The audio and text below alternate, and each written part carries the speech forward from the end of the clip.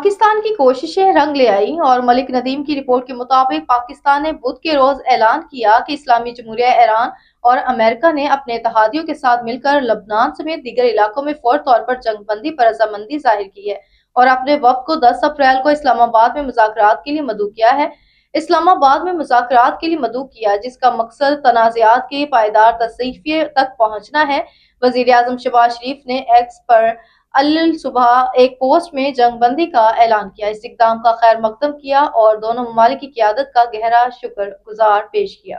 मलिक नदीम की रिपोर्ट के मुताबिक field marshal Syed Asim Munir, NI, COAS, MHJ और CDF ने जनरल हेडक्वार्टर GHQ रावलपिंडी में 274वीं कोर कमांडर कॉन्फ्रेंस CCC की सदारत की।